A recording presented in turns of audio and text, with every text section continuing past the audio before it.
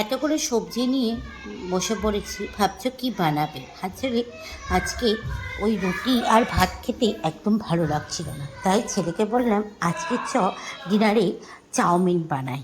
তার জন্য হাতের কাছে এই কটাই সবজি ছিল। আর যেহেতু আজকে নিরামিষ, সেহেতু পেঁয়াজও পড়বে না, জানি না কেমন হবে, তাও বানাই চলো। তো এখানে ক্যাপসিকাম, গাজর, আলু, বিনস দেখতেই পাচ্ছ নিয়ে নিয়েছি। এখন এগুলোকে ভালো করে ধুয়ে আমি একটা থালার মধ্যে নিয়ে নিয়েছি। এবার এগুলোকে সবগুলোকে কুচিয়ে দেব। প্রতিদিন ওই একঘেয়েমি রুটি পরোটা আর ভাত খেতে ভালো লাগে না, কি করব। তার জন্যই আজকে এটা বানাচ্ছি। আর বাইরে পড়ছে বৃষ্টি, আর এই বৃষ্টির ওয়েদারে একটু মুখরোচক এরকম ধরনের খাবার না খেলে কিন্তু ভালো লাগে না, যা বলো তা বলো। তাই তো, তার জন্য বানিয়ে ফেলছি আজকে চাউমিন।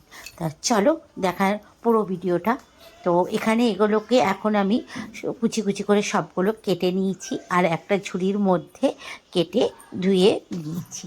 এবার কড়াইয়ের মধ্যে তেল চাপাবো। এখানে কিন্তু আমি কোনো লঙ্কা দিইনি, কারণ বাচ্চা খাবে তার জন্য। আর আমার ছেলেও খুব একটা ঝাল খাওয়া পছন্দ করে না। তো চাউমিনটা এদিকে বসিয়ে দিয়েছি, আর এদিকে তেলের মধ্যে এদিকে ভাজাটাও বসিয়ে দিয়েছি। দেখো চাউমিনটা সেদ্ধ হয়ে গেছে। আর তোমরা যারা আমার ভিডিও দেখো তারা জানবে যে চাউমিন বলো বা ফ্রায়েড রাইস, বিরিয়ানি যাই করি না কেন, আমি কিন্তু ওপর থেকে একটু সাদা তেল ছড়িয়ে দিই। তাহলে কি হয়, চাউমিনগুলো কিন্তু একটার সঙ্গে একটা লেগে যায় না। দেখবে তোমরাও এটা করে, এই ছোট্ট টিপসটা রান্না করতে করতে তোমাদেরকে দিয়ে দিলাম। তো চাউমিনটা এখন এবার আমি জল ঝরিয়ে ঝুড়ির মধ্যে রেখে দেবো। আর এদিকে দেখো ভাজাও হয়ে গেছে। স্বাদ মতো লবণ দিলাম, লবণ আর হলুদ দিয়ে আবারও ভালো মতো ভাজাটাকে একটু ভেজে নেব।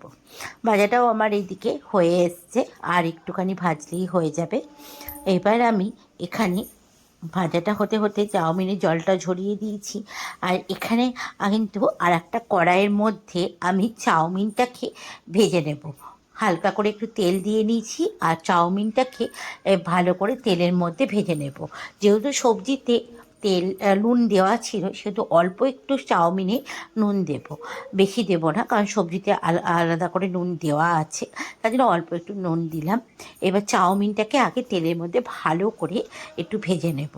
আর এবার এক এক করে আমি এখানে দিয়ে দেবো চাউমিনের মধ্যে সসগুলো। এখানে টমেটো সস দিলাম, আর দেব এখানে সয়া সস, আর দেব হচ্ছে শেজওয়ান সস। আর ঝাল করার জন্য তো শেজওয়ান সসটা তোমার এমনি একটু ঝাল ঝাল, তার সঙ্গে একটুখানি চিলি সসও দিয়ে দিলাম, কারণ একবারে ঝাল না হলে ভালো লাগে না তার জন্য। কারণ যেহেতু কোনো লঙ্কা দিইনি, আগেই বললাম।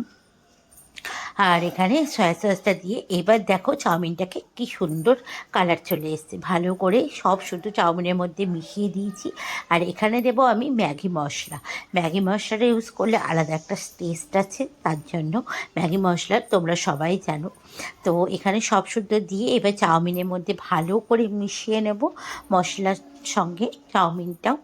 এবার এদিকে হয়ে গেছে। এবার ভেজে রাখা যে সবজিগুলো ছিল চাউমিনের মধ্যে দিয়ে আবারও আমি ভালো করে মিশিয়ে নেব। চাউমিনটা আমার এদিকে ভাজা ভাজা হয়ে গেছে। এবার সবজিগুলো দিয়ে ভালো করে মিশালেই রেডি হয়ে যাবে আমার ভেজ চাউমিন।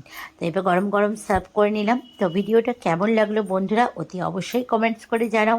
আর বাড়িতে এইরকমভাবে তোমাদের বাচ্চাদেরকেও বানিয়ে খাওয়াও, ওরাও খুশি তোমরাও খুশি, তাই তো।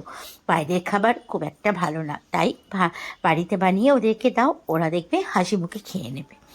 তো যাই হোক, ভিডিওটা এই পর্যন্তই। দেখা হচ্ছে আবার একটা নেক্সট ভিডিওতে তোমাদের সঙ্গে। সবাই ভালো থাকবে।